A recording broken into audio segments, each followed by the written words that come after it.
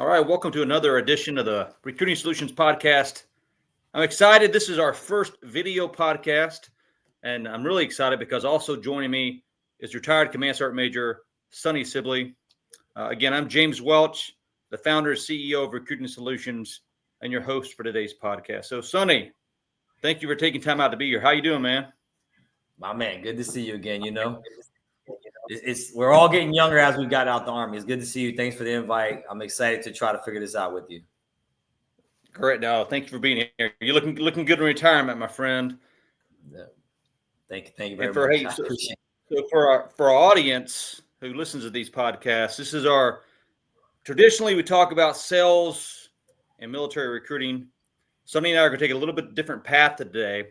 And since we both retired from the military over the past year, we're going to talk about some of the things we experienced during our transition and since retirement in terms of finding a job, setting up a business, networking, all those different things we kind of learned the hard way. We want to share that with you to make your path a little bit easier when you eventually meet that retirement of your own military service. So let's start off, Sonny. I'll go with you. But what do you think? You retired, 1 October? Is that right? Officially? Yeah. Officially. That's right. Throughout your transition leading up to that, what do you think was one of the biggest challenges that you faced that if you go back, you might do it a little bit differently?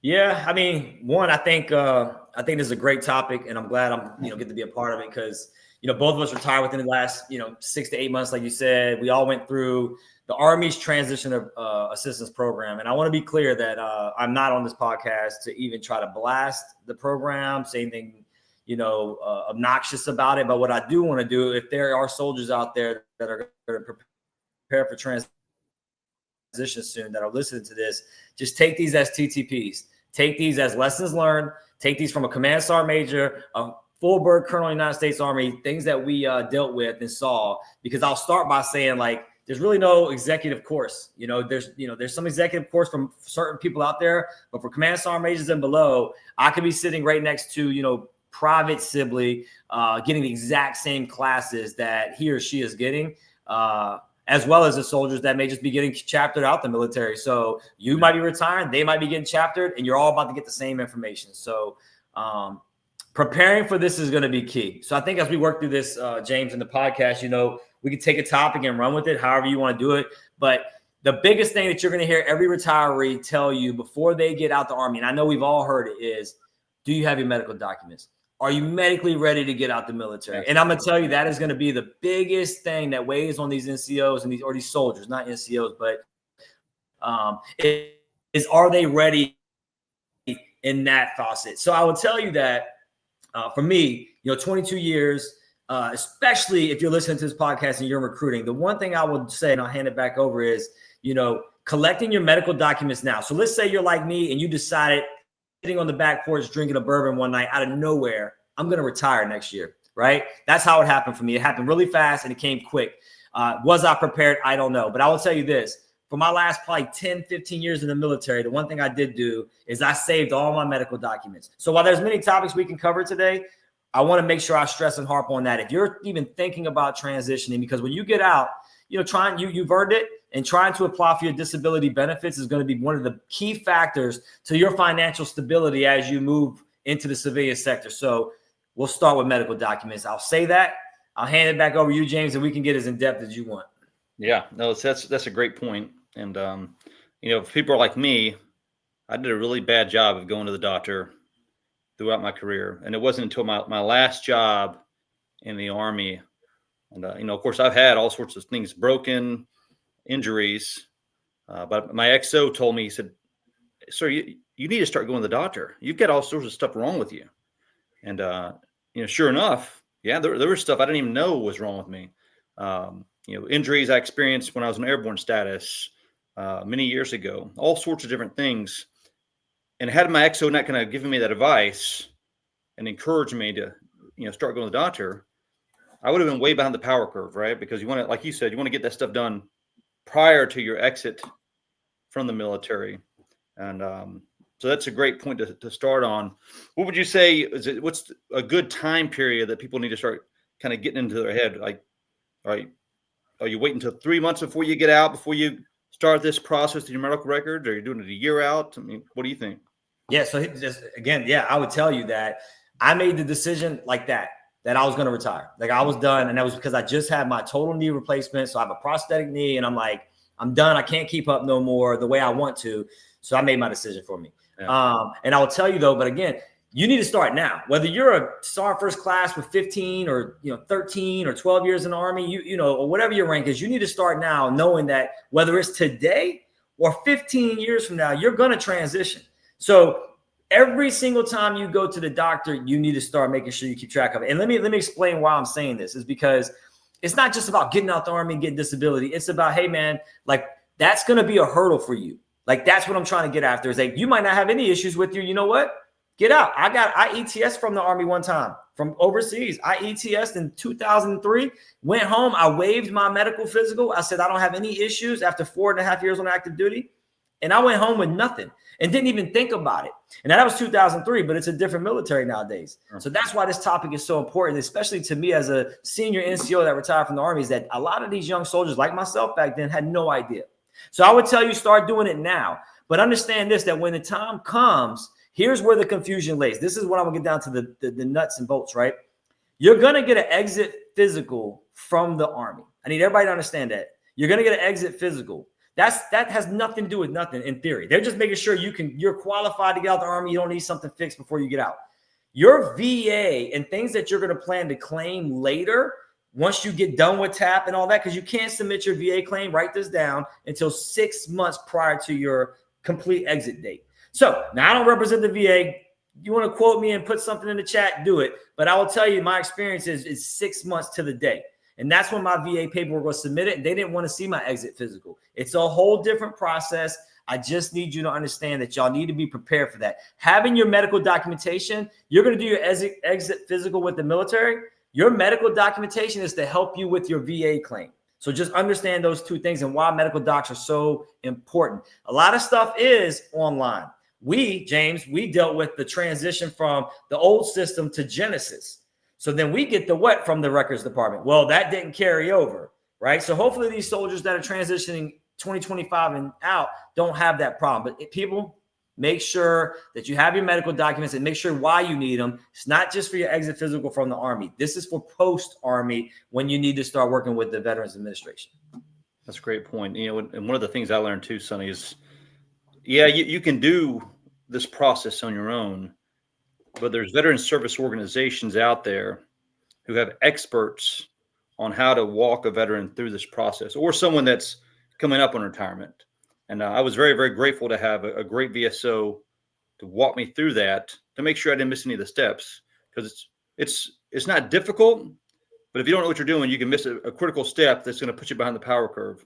So I would offer that to people too, is find a VSO in your local area, whether it's American Legion, disabled veterans, whatever it might be, and help them shepherd you through the process.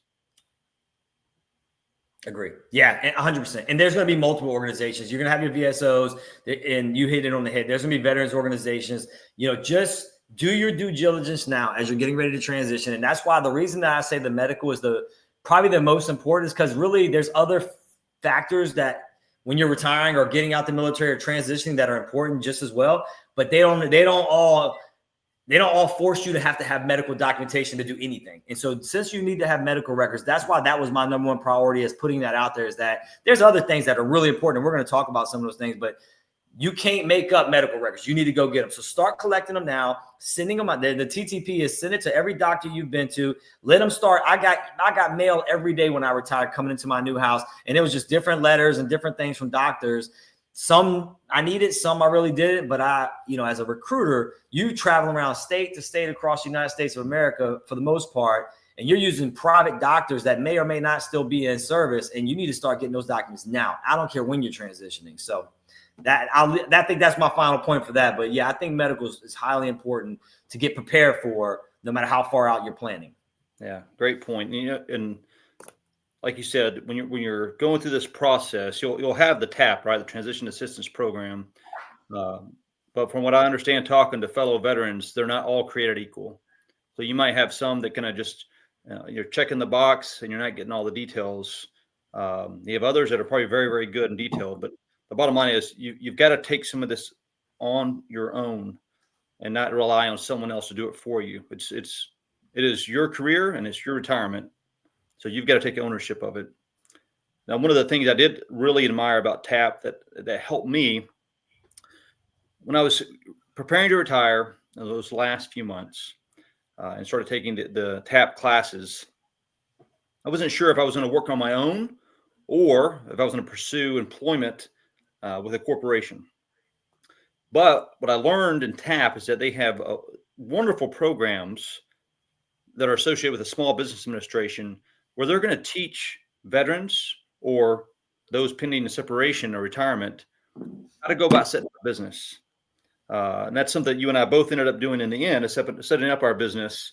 And did you learn anything in TAP, or there's anything that you did prior to your retirement for setting up your own business? And if so, what was it? So listen, I got my key points, and finances is one of them, and this taps right into the finance portion of like preparing for your transition financially, right? And the business aspect of it, and knowing what you're going to do, for stability when you get out is a high priority right underneath the medical. And for me, when it took a while, so I'll tell you mine's a little different because like I didn't know. I had no idea what I was going to do when I retired. I just knew, hey, man, I hope that I can get my disability ratings. I hope that I can, my retirement check comes in on time like it's supposed to, and what I can pay with these bills. You need to plan for your finances. But in regards to TAP, and I will tell you, this is why I said I am not saying anything bad about the TAP programs. I will say there's probably some inconsistencies across the Army and across the formations of what classes get delivered and how they get delivered. And sometimes it just doesn't come across right. They're going to focus a lot on telling you about your resumes, and they're going to focus a lot on telling you about how to get prepared for it. But I will tell you the application of that inside of the TAP program, it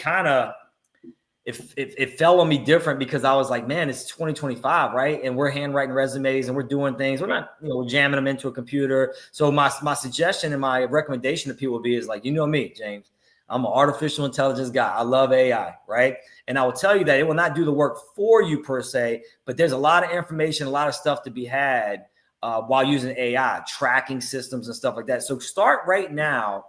If you don't know what you're going to do like me when I got out, start right now understanding what you're good at, how your MOSs transition into the civilian sector. You need to understand that now, right? Start resume planning and building and use AI to help you with that. Give me some templates. What do you think about this? How would this transition? I mean, it's just about asking questions and getting information, but start doing that now because you're going to find as soon as you get out and you transition, if you don't plan on opening your own business, that the job market is all built around algorithms controlled by AI. And I learned that not necessarily the hard way. I was just kind of putting feelers out there. But I will tell you, if you want to be competitive in the job market, no matter how awesome you are, you're going to want to understand how the system works. So do your due diligence now to do that. So that was the long answer to say the reason I didn't want to compete in that market. I got a bachelor's degree, a master's degree, 22 years, command sergeant major. I'm not saying people don't care, but they don't care if I can't translate that to make a civilian sector person, understand what that means. So to help you now, those transitioning, start figuring it out. Figure it out now. Don't wait like I did.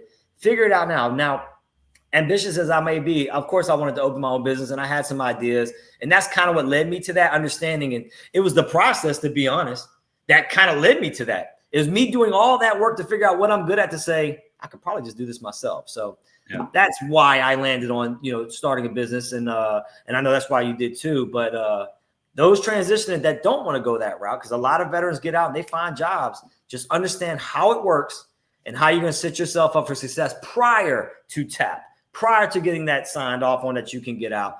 Understand that now. Don't wait like we did. Yeah, that's a great point. It's just, it reminds me of what we're trained to do when we're talking to a prospective applicant to join the Army, right? Figuring out your goals and passions, right? What are you good at? What do you want to do? Well, we got to do the same thing now that we're exiting the military and head into the civilian sector. And that's one of the things that TAP helped me do was, all right, I look at, there's 3 routes you can take, right? You can decide that you're going to go do some advanced schooling and training, you're going to jump directly into the labor force, or you're going to do something, pursue your own objectives and start your own business. But you made a great point there about, no one really cares about what you did in the Army. And it's true. Like, even as a retired colonel, it doesn't matter if I can't translate it. All right. No one's going to be, no matter how important you might think you are in the Army, no one's going to be beating down your door and saying, we want you to come work for us because you did this, unless you can translate it to help their bottom line. And I was talking to some, initially I was thinking about applying for jobs, and I did. But what I found is that any application online is going to go through an AI algorithm.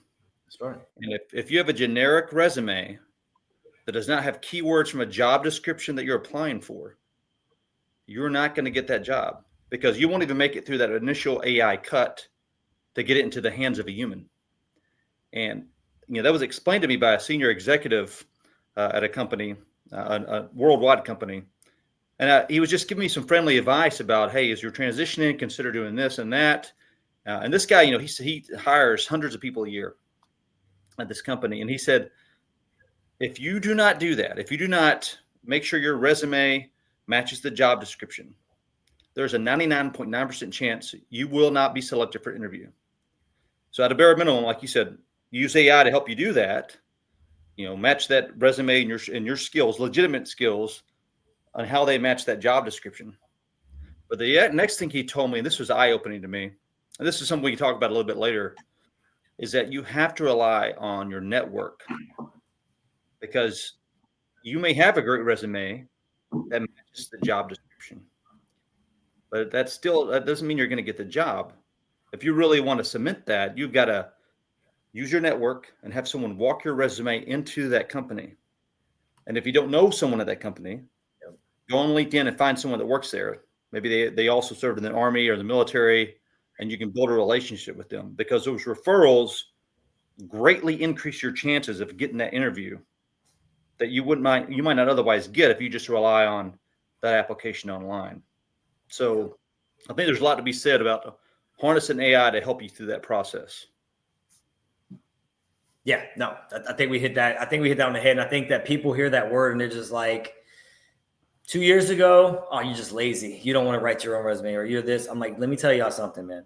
Like, if you're not leveraging AI at every aspect of your life at some capacity, you're falling short and you're doing yourself an injustice. I'll just put it like that. And that's coming from an old dog, right? Like I said, 22 years, 46 this year. I'm not dead, but I'm not getting any younger. And I will tell you that I have learned, and this is back to the transition piece, I learned after getting out the Army how to leverage AI tenfold over when I was in the military. When we worked together in Huntsville at Redstone, when I was at the brigade, and you'd be like, hey, Sergeant Major, I need this. I'm like, Roger, sir. I'd sit in my office for weeks rewriting op orders and looking at this and looking at that with the three, trying to figure it out. When if I just knew how to leverage AI, we probably could have had it back to you in a couple hours, ready for your QC. And I mean that. So let me just use it as that. You know what I mean? So I tell people, just get ready. We've talked about the medicals for sure. When it, benefits matter, or I'm sorry, medical matters, being financially stable and ready for your transition, and having a job when you get out is a real big part of that, obviously. But even if you don't walk right into the job market after you get out, I would tell you that start making sure your finances is in order. You know what I mean? And TSPs and things like that. My son, my son's the first lieutenant in the United States Army right now, and I'm proud of him. But you know what he did when he came home for Christmas from boot camp? He sat at the kitchen table with him and started contributing 10% to his TSP. And I'm saying that out loud for y'all because Sergeant Major didn't do that.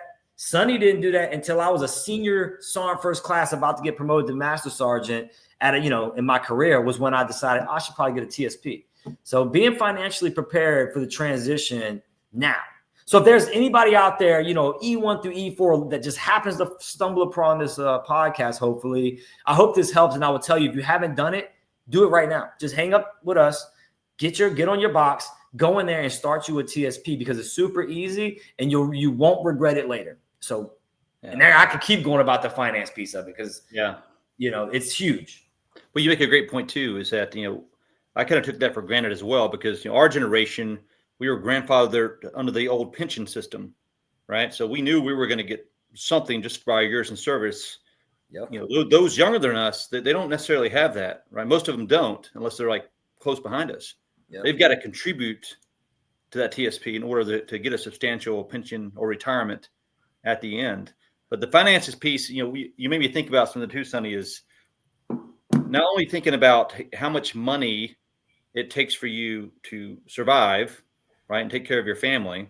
You got to think through that, because you may have a gap where you don't have a job, or you're starting a business, or you're going back to school. You have to understand how much income you need. But the other part of it is, you know, we're used to having in the Army the SGLI, right? We have a life insurance policy just by virtue of being a soldier, but you don't have that when you retire.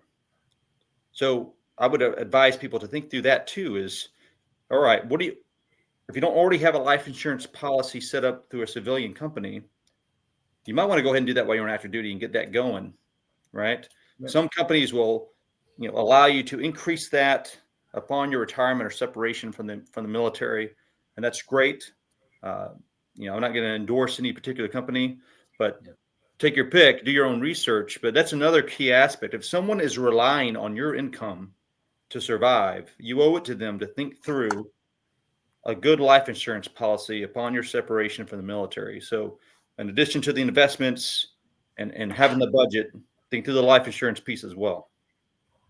Dude, listen, on the head, nail on the head, right? We're literally thinking through the same things that we're talking, and we're just kind of having a general conversation for people to listen to about our transition, how it went. And I will tell you that, again, you're going to hear the stories, and I'm not blasting nobody, but you're going to hear the horror stories about people that accepted the VGLI from the Army when they got out, and they're locked into this thing. And I won't get into those numbers. People, do your own research. I will tell you, though, one thing I learned is a lot of people, as we bounce back to the medical portion and getting your medical documents together and doing all these things, right? If you currently have a term life policy, you know, life insurance policy with somebody, great. That's going to eventually expire depending on when you signed up for it. But I will tell you this, right? If you're thinking about converting to another one or a whole life policy, and I'm not an insurance broker, right? But I learned that I'm going to tell you, guess what happens? Medical exams.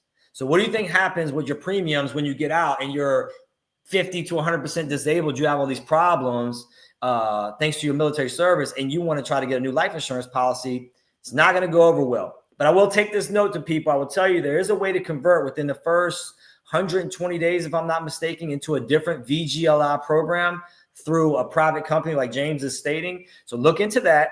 Look into, do you have a policy now, maybe going into whole life now, right? So you're just locked in. Just look at these things and things to consider, because financially, when we talk about money, these are things that's going to affect you when you get out. And things that I will tell you, while some taps may better than others, I wasn't tracking. Big Dog wasn't tracking. I had no idea. And I hope that at the end of this podcast, people will look at this and say, I'm glad I listened to that for a little while, because now even if you just get one thing, I call it free chicken. This is free chicken. Even if you only take one thing away from this, it's worth it because it's free. So just take what we're telling you, do your own research, and make your own decisions. We're not making them for you. We're just giving you some TTPs. But that life insurance is going to be key when you transition. And I didn't realize how hard it was going to be once I got out to just get life insurance. So just duly noted, and good point, James, for sure. No, thank you. And then, you know, one other side note in relation to finances too is I would advise people to really think through where you want to retire to. Your location's important. And I say that because a lot of states are very, very generous to veterans. You know, I'm in Alabama, you're in Florida, and hey, those are good states, right? In terms of they don't tax your retirement income as a retired service member, and all sorts of other benefits associated with that. Other states do. So I would just advise people is that just because you're retiring at an installation in a certain state, don't think you need to stay there. All right. Consider maybe moving somewhere else that might be financially more beneficial to you and your family in the long run. And again, like I said, you got to do your research on that, but something to consider as you're thinking about location once you retire or separate. Yep. Yeah. And that goes into the family piece, right? Like for those of you that do, and not everybody has families, so this won't be apply to all, but start prepping your family now. Back to what you said, where you're going to go, what you're going to do. Cause again, you're used to living a lifestyle that's going to change very quickly, right? BAH, BAS, things that you're normally used to that some people don't even consider. That's their income and that's what they think. Pay attention to what's going on because you're going to transition. You're going to move into schools. Things are just going to change. It's going to change for you and your family. It's going to be a big change. So just make sure that when you're going through those of you with families, when you're going through these decisions and you're getting prepared, include your family as much as possible into what you got going on because they're going to be curious of what's going to happen to them. They're going to be curious of what's happening around them. And you need to be able to say, hey, look, take them with you as much as possible to some of these trainings that you're going to receive from the TAP because it's important to everybody. So don't forget about the families as you're going through this because they're going to have questions and you're going to want to have answers just to make this transition easy on everybody. I know mine did at least. So yeah, that's a great point. And I did have in my TAP class, there were several spouses that attended the classes with their service members. So that's a great point. And they're certainly, I know at least on the Army side, they welcome that. Yeah. Now, one thing I wanted to talk about too, and this is something where I didn't do a good job of this in the Army, and initially I didn't do a good job of this when I retired, and that's networking. When I was on active duty, if I was out doing any kind of networking, I felt like I was networking. I needed to be networking for my unit and for my team, not for myself. Right? For me, it felt weird trying to sell myself to people, right? Or make connections that were going to help me down the road. I wasn't interested in that. Yep. But on the verge of my retirement, as I was coming up right at the very end, I reached out to a former boss of mine, a retired flag officer. And I said, hey, I'm thinking about, starting a business. What do you think? And he said, well, first of all, who else have you talked to? Have you leveraged your network? And I told him, I said, sir, I really don't have a network. I didn't work on that in the Army, and I feel like I'm behind. And he said something that always stuck with me, Sonny. He said, yeah, you do, man. He goes, think about all the people you've served with. And then think about all the people they know. All right? You've got contacts. So, he advised me, start on LinkedIn, and start reaching out to people you worked with. And then eventually you'll find people that they know. And he was right. Within a couple of months, I was networking and talking to small business owners across the United States, some of whom I didn't have a relationship with. Like we both knew the same people and got in contact with each other on LinkedIn. And I could begin asking them questions about their transition and about how they started their business. So I would think, networking prior to your separation or retirement is critical. Now, once you retire, you can continue to do that in the area where you're going to retire. And that's something that I was not good at, but you've always seemed to be very good at that in terms of just because your personality is very outgoing. And I know you're now involved in veterans organizations where you live now. And it seems to me that's a great place to start. Would you agree with that? 100%. Yeah. And you hit whether it's LinkedIn, that's probably in today's world. I don't know if we're behind the power curve or not. That's where I see the most action for entrepreneurs and professionals, right? We all have Facebooks, we all have Instagrams, we all have things like that. But I think what we're trying to hone in on is like, if you're interested in building a network of professionals that you're going to want to see when you network in the Army, we all just want to see each other post pictures of, golfing or drinking or at the gym and just hanging out, having fun, because that's what we do. We're social like that. That's how we can maintain a social relationship. But once you transition, again, you take the rank off, nobody owes you anything. I've said this my whole career, right? You're almost back to square one. And what we want to do with this podcast is make it to where like you don't have to necessarily be right at square one. Maybe square two. I don't know, but maybe not, but not square one. Like, hey, start fresh, but know what's going on. Get your network prepared. Get your LinkedIn built. That's where you're going to be posting your resume. Start reaching out to people that share like interests with you that you've never met before, because that's really what it's about. It's not necessarily inviting a Facebook friend to hang out. This is about networking with professionals that could help you segue into a career or could just be a good mentor for you, right? Because one thing you'll roll into as you transition into the civilian world is that mentors don't necessarily fade away, and you might always have resources. I got soldiers that call me out of the blue sometimes, and I will be there for them always. But those calls will slow down. I can guarantee you that. No matter how great you were, those calls are going to slow down, and people are going to stay focused on their mission that they have at hand that you no longer share with them. They're going to go out and execute. You have a new mission, and you need to be prepared for that. So your network is going to matter. So for me, when I came down to the location I'm at, I will tell you that some of the first things I did was walk in.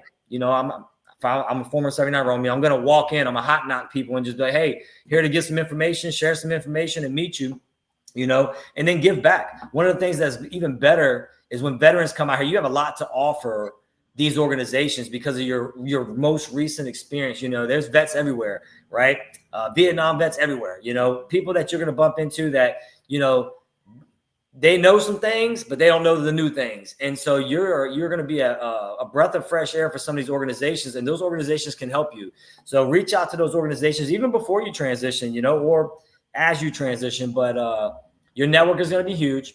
And whether you're doing it for work or like me, like I do it just because I feel like I owe them something. So I give back and cook at veterans organizations and do things like that. It's just like being part of a community because when you lose your military network that you're with every single day, and you're not going to necessarily feel alone. I won't go that route, but I will tell you that it's going to get real lonely real quick when it's just you. And you just get up and you're just like, what do I do? Especially if you move to a location where none of your buddies are at, because that's your location you're transitioning to. Be prepared for that. And your network will help you a lot with your mental health and things like that when you transition, because we don't want to see service members transition and just go into some deep, dark hole by themselves and just like, this sucks. So the more you prepare now, the better off you're going to be when you transition, for sure. Yeah, that's a great point too, as far as the network having a dual purpose. Yet it's can certainly be beneficial in terms of setting up a business or the job hunt, but really it also is about having that community, like we had in the military, right? So that's an excellent point too. But I think in terms of American Legion, VFW, AUSA, those kind of organizations are a great place to start. And then you can go beyond that later if you want to do the Kiwanis Club or Rotary or things like that, to inject yourself into the business community of a certain area. But certainly the veterans organization is a great place to start. Let me take a step back too when we talk about starting a business. Unless you have anything else on the networking piece. I have zero on the networking piece, but if we want to, I think let's just talk one more benefit that we want to make sure, I think, James, and then we jump right into, because that business thing is going to be important for sure. Track hair. The last thing I wanted to hit on, because I had a list of things that I wanted to make sure that we didn't, we're going to miss something. I mean, me and James are just having a general conversation online to share some information. But I will tell you another thing that's very important that for me was, you just write down benefits and you draw a tree on a piece of paper, and you just write what are benefits that you currently receive that are that important to you that when you get out, you want to see if you're going to lose them or be able to keep them. And TRICARE is going to be one of them. You have 90 days from the time you exit the military to, in some that might be different for others, but in my experience, retirees have 90 days to continue their TRICARE. So if I retire October 1, I'm still good for 90 days. As business as usual, you're covered. But then it's gone. So you have options to still continue your TRICARE if you want to, or you can go seek a civilian provider. But I would tell you this, for the most part, every single one of y'all should want to transition into a TRICARE Prime or a TRICARE Reserve. I forget what the heck the name of the other one is because I didn't care. I stay with TRICARE Prime. But TRICARE is going to be very important, especially back to the family piece, that if you're going to take a family with you out this military, y'all all need to be prepared. So don't sleep on the TRICARE. Do your research now. There's people on base that are paid to share this information with you for free. So start seeking out those individuals. And you can always start at your installations tap office to say, hey, where's the guy who talks about TRICARE when I get out? And they'll send you down the hall, and just go inquire and get the information you need, because you want to be prepared for that, because those benefits like the medical, being financially stable, TRICARE, life insurance, these are non-negotiables when you get out. That I wanted to end with that piece of it, to say, you got to be, you might not get the information that you think you are at your transition program, just depending on the day. So do your due diligence, know that you need these things, and know that they could become an issue if you're not prepared, and then you'll be good to go. That's a great point. And the TRICARE, at least for me, it was very easy to sign up to, right? I mean, the day I was retiring, I called, set everything up, easy peasy. But the thing people tend to forget is that your dental and vision is not covered by TRICARE, right? And that's a separate thing you have to do. And Benefeds is the website that retirees and federal employees have to go through to set that insurance up. It's separate, right? And I know that at least I I didn't might think even about want to spell that for them because it took me forever to figure that out. Like I was Benefed, like, Benefeds. Benefits. It was weird, but yes. Yeah, you can Google it, but that's how you go about it. Now, you make a great point. You only have a certain time period to lock that in, and if you miss it, if it's not a certain time period after your retirement or separation, you have to wait until they open up again, which I don't. It's like right now, November, December time period. So let's say you drop the ball and you didn't sign up for your dental or vision immediately after your retirement, and now it's like May or June. Well, it's too late because they don't open back up enrollment until November, December. So you're gonna have a gap, and you're gonna have to go get some coverage somewhere else. So just something to consider when you're signing up for stuff on your medical care. Yes. That was the only one I wanted. I was like, hey, man, if we don't hit that, I think our whole podcast is going to get blown up because we forgot one of the most important topics that we get to yapping and rambling. But I think we've covered in the most part. I mean, there's other things out there, and TAP will help you. I'm not, like I said, I'm not blasting TAP. TAP will give you some more resources and information and a lot of classes. But, for the bluff, right? These are the things that you at least need to take this conversation a little further in your footprint with your people, your soldiers, your leader, because if you're a leader listening to this, you and your soldiers could be having this conversation now. So take this conversation and keep it rolling because, it's free chicken. It didn't cost you nothing to understand this, but it 100% affected me as a command sergeant major when I retired. You would think, oh, I'm so great. I need an executive course. I want everything done for me. Sign me up for TRICARE. Go ahead and do my benefits. Do it all for me, Army. Yeah, right. I promise you it's not going to happen. So buckle up and get yourself prepared because it's coming. It's going to come quick. And as soon as you get out, it comes even quicker. So, get ready. But yeah, that was great. All right, let's shift back over to the business side because this is one aspect of the TAP that was really important for me was when they started talking about, hey, if you're going to set your own business up, right? And TAP works with the Small Business Administration to bring folks in to talk about this. I was very, very lucky. We had some instructors that came to our location from a university nearby, and with the Small Business Administration, they gave us a free class on how to set up your business. Right? It's called Boots to Business, and it was fantastic because they walk you through. Hey, here's what you need to know. Are you going to be an S corp? Are you going to be an LLC? Payments. How do you pay employees? All those sorts of things. Even if you're not even thinking about doing a business, I would encourage people to take that free class that's offered so at least you can think through it because it might be something you want to do down the road. At least that's how I felt too. I wasn't sold on starting my own business. It was something I thought I might do later. But something that stuck with me, Sonny, is that one of those instructors told me, they said, after you take this class, he said, I guarantee you're probably going to go ahead and start your business because there's just that much information. So I had a really good experience with that. I was curious, did you take those classes? How did you feel about that? What made you kind of want to go down that path of starting a business? I agree. And I remember when I transitioned, you were sharing this information with me. And then it took me a while because I didn't know that that's what I was going to do. But then as soon as I got locked in and started paying attention to the information that you shared, I was like, you're right. It just inspires you a little bit because it's not because it's easy. All right. It's not because it's going to be easy or it's going to be easy. And, might all be broke one day. I don't know. But I'll tell you this. It's going to inspire you enough to say, hey, I think I can do this. Because for most military members, what they don't understand is the standards, the discipline, the loyalty, the dedication, the hard work, things that come along with just basic principles of the military, specifically the Army, right? When these things happen, they build your character your entire career. Your character is being developed. You are who you are. But when you get out and realize that based on these traits, right, and these attributes that you have, like you're perfect to be a CEO. You're perfect to be your own executives, right? And like run your own company. So you get inspired really quick when you get out.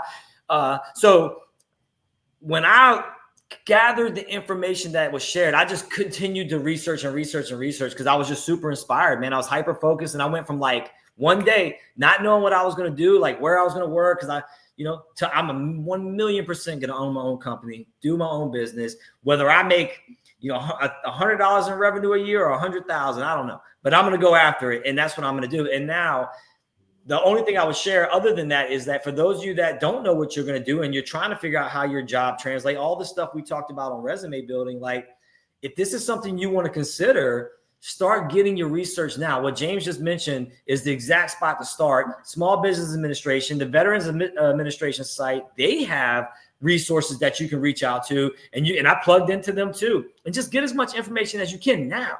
Don't wait, because it's not that it's too late. We're not too late, but I made that decision to open up a company like, well, I wouldn't say for my retirement date, for my transition. I mean, after I was already gone, I was out of boots completely. And now I'm like, I guess I'll go with my own company now. So I would tell you, man, if it's something you're interested in, start doing that research now. And at a bare minimum, I did get this question, James, a lot. Was like, how soon should I start preparing for retirement? And I'm gonna tell you, I don't care if you make the decision 1 year out or you're 6 months away from closing the chapter of the Army. You got time to do this. I promise you, you have time.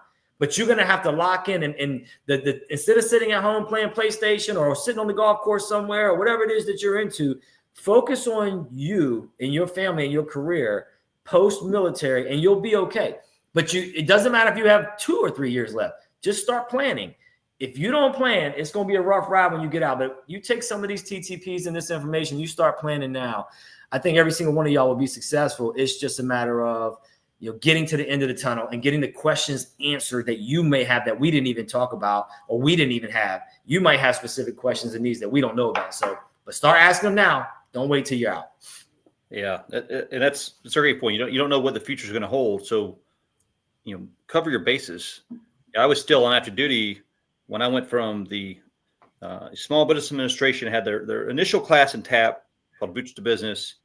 And then beyond that, if you wanted to, you could pursue this other class called Revenue Readiness. And again, I wasn't sure I was going to start a business, but what that class did, I was still on active duty. It was a night class that allowed you to build a business plan step by step with professors at a university, free of charge, whether you're in the process of separating or already separated as a veteran or even a spouse. We had spouses in our class. It was all virtual. But I did all those things. And then at the completion, you get set up with a counselor at a place called an Apex Accelerator. And they have these big cities across the United States. And I tell you that because, again, I did all those things because I was just kind of thinking through, maybe I want to set up a business, maybe I don't, but at least I've got that done. The other thing that I think is helpful is just looking at all the different programs available to veterans. There are lots of different programs, whether you use the VA, universities, whomever. I used Syracuse University has a wonderful program for separating service members and retirees and spouses, where they offer you a free certification, right? It could be the PMP, it could be an HR certification, even some more technical type of certifications with computer science. But that's free, like you said, that's free chicken. They offer that to you as a service. So while you're still on active duty and making that transition out, take advantage of all those opportunities as well. There's a lot of them out there, and that will set you up for success when you do finally separate. Yep. Nope. I mean, I don't think it can be explained any better than that. And again, back to the gaps with the TAP programs. I never even heard about Boost to Business until you shared it. And, that goes back to what we said, right? Just trickle network, right? That's why you gotta have a network, I had no idea when I was the operations sergeant major for 2nd Recruiting Brigade that me and you would be sitting to do a podcast together, 4 years, 5 years later, talking about transitioning out the military, trying to help soldiers, because at the end of the day, you don't know. You have no idea. But maybe back then we could have been planning this, right? Probably not, right? We were too busy trying to get this mission.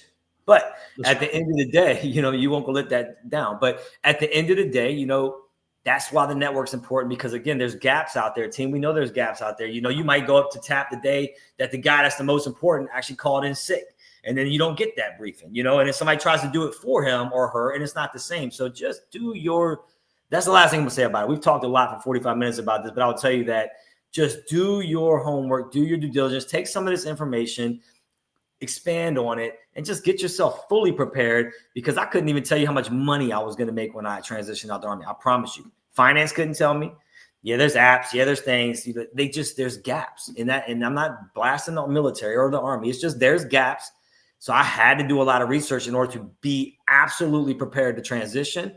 Otherwise, I might not have been able, I might have had to stay in until I was ready to get out, So you have to just be ready, y'all. We want to make sure you're all prepared. You guys, much information as possible.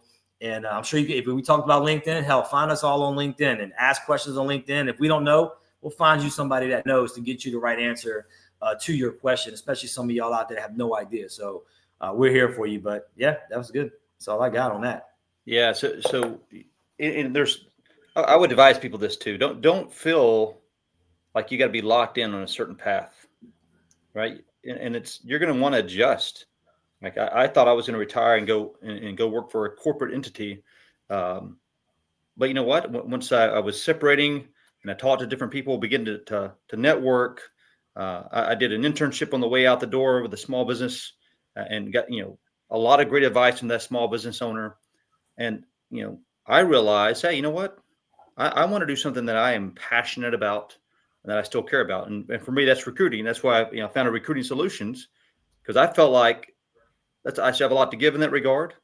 And if I can make a little money and still help out what I love doing, that's what I'm going to do. Right.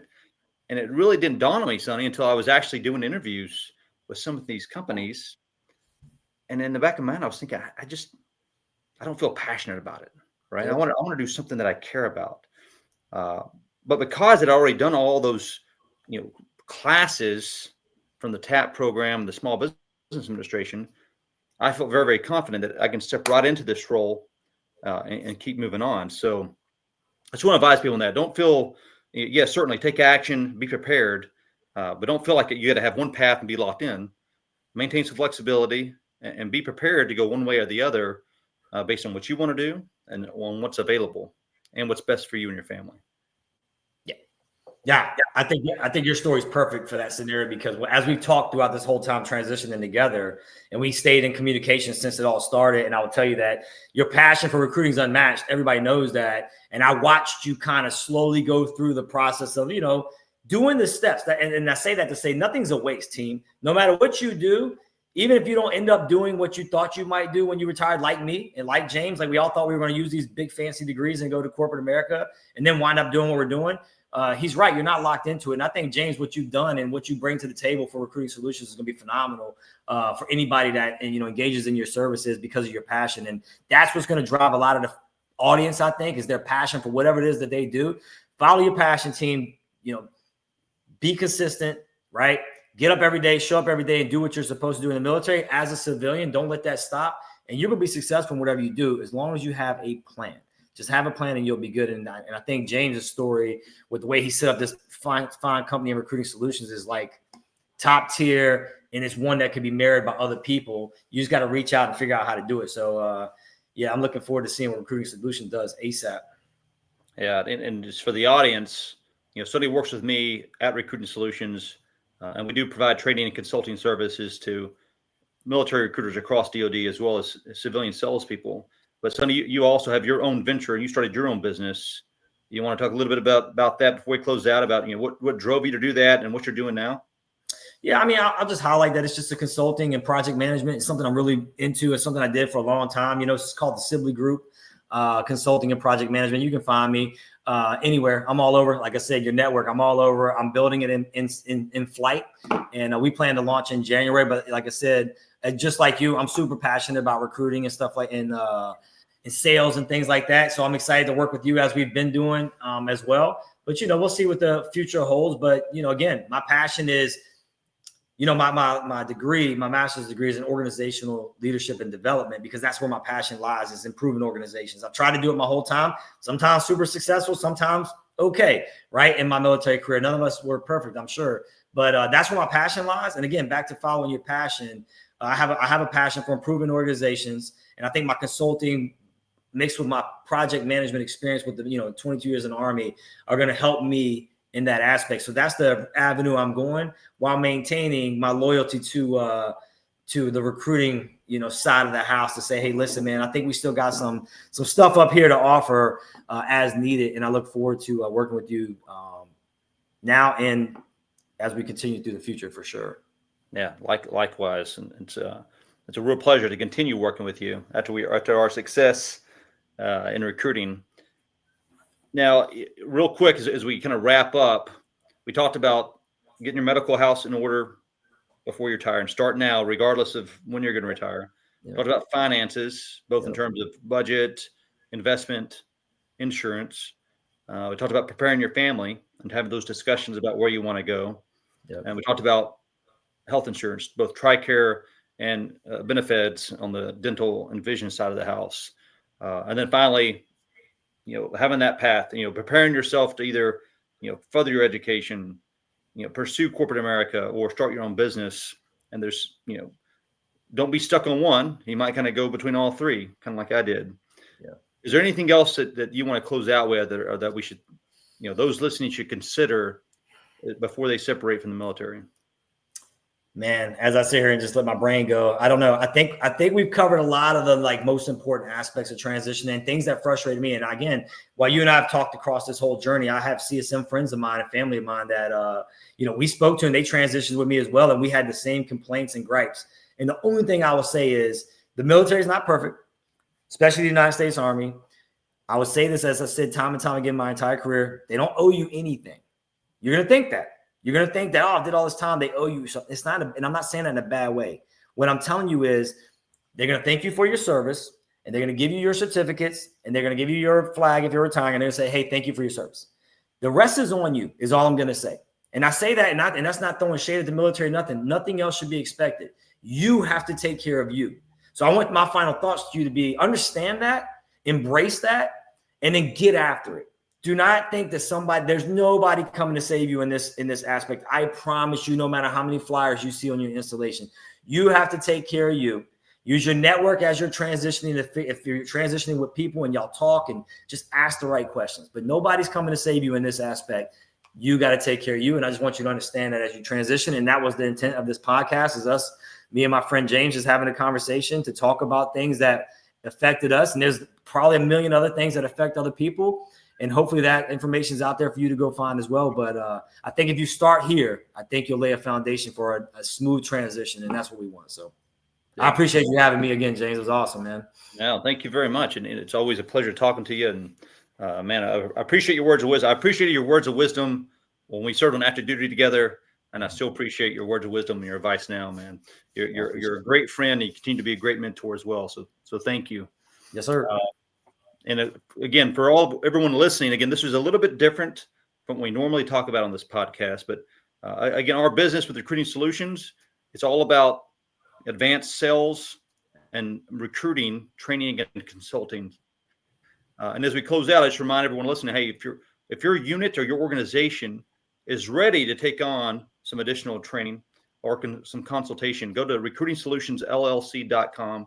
That's recruitingsolutionsllc.com. You can kind of see the wide variety of services that we offer. Then I also encourage you to check out my book. Sonny mentioned it earlier, but this is the Art of Military Recruiting, Lessons Learned from the Recruiting Battlefield. It's available on Amazon. And when I wrote that, I wrote it from the perspective of what would I want to know when I was entering recruiting in order to be successful. So it's a combination of hard lessons learned, and areas that I failed where I don't want other people to fail. So pick that up at Amazon. But again, thank you all for joining us. Sonny, thank you again, my friend. And for everyone out there, here's to less stress and more success on the recruiting battlefield. Signing off here. All right, sir.